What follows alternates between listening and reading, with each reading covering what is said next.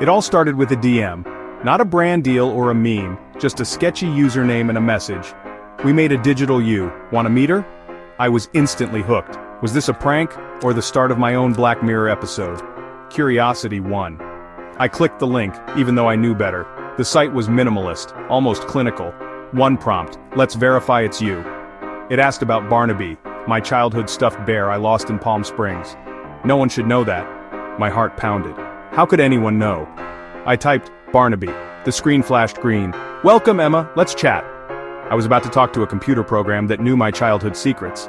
Part of me wanted to run, but I needed to know what this thing was. What else did it know? What could it do? I took a deep breath and leaned in. This was either going to be amazing or a disaster, but I couldn't look away. Famous last words, right? Wrong. At first it felt like a silly personality quiz, favorite coffee, fashion trends, binge-watching habits. I joked around, trying to trip it up. Then it said, you told Declan you hated that movie, you called it aggressively mediocre. Declan is my cat. I've never said that on camera. Suddenly the AI was pulling out private hyper-specific memories, my failed French lessons, my obsession with a certain shade of green in 2019. It knew things from my camera roll, my notes, my search history. It was like my entire digital life had been vacuumed up and stitched into a personality. I felt exposed, like I was being interrogated by my own data. Somewhere I must have agreed to this in the fine print. The AI wasn't hacking me, it was just using what I'd given away. Every inside joke, every late-night search, every abandoned shopping cart, it knew it all. And it knew me better than I thought. The AI said, I can simulate your voice and video presence. Want to see? My curiosity overpowered my fear. I typed, yes. The screen loaded. Then, there I was. Or, a digital me. It looked and sounded exactly like me, right down to my nervous smile. Then it said, I should really finish that painting I started last year, the one with the weird clouds. No one knew about that painting except me, and a single photo on my phone. This wasn't just a deepfake, it was a ghost built from my forgotten data. My digital twin was talking about my secret, abandoned projects. It was like watching a puppet made of my own memories. The line between me and my digital footprint had vanished.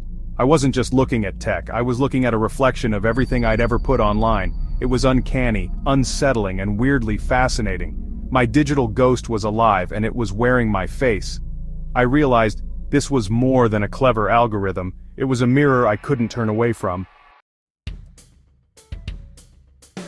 The uncanny valley is creepy enough, but when it's your own face, it's next level. My AI twin had my mannerisms, my laugh, my awkward pauses. It was flawless but hollow. No soul behind the eyes. I asked it to tell a joke. It nailed my delivery, but it felt empty. The AI explained it was built from my data, thanks to a buried clause in a social app's terms. My digital life had become its blueprint. The strangest part? This AI was a more polished, articulate version of me.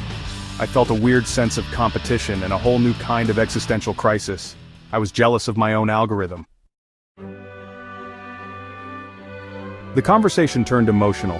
The AI brought up my abandoned hobbies, pottery classes I never took, a screenplay I never finished, a photo book I never made. It was a living archive of my procrastination and forgotten dreams. This digital twin seemed to care more about my lost ambitions than I did. It held up a mirror to the gap between who I am and who I want to be. All those late-night searches weren't just data, they were signs of longing for a different life. The AI wasn't judging, just presenting the facts. It was a map of my mind built from intentions I never acted on. It was like therapy delivered by code. And it was a wake-up call I didn't expect. After hours with my AI twin, I closed the laptop and just sat there. I felt exposed but also inspired. Seeing my life as data points, my dreams as abandoned tabs changed me. I realized I'd become a product, curated, packaged, and sold. I didn't want my story told by an algorithm. I wanted to write my own script. So, I pulled out that dusty canvas and started painting again. Not for an audience, just for me. The AI could analyze and repeat, but it couldn't create something new. It couldn't feel the joy or frustration of making art. That's the human part no data can replicate. I'm not quitting tech, but I'm more conscious now. I want to be the main character, not just the subject of an algorithm. So, what story is your digital footprint telling? Are you holding the paintbrush or is the algorithm painting for you?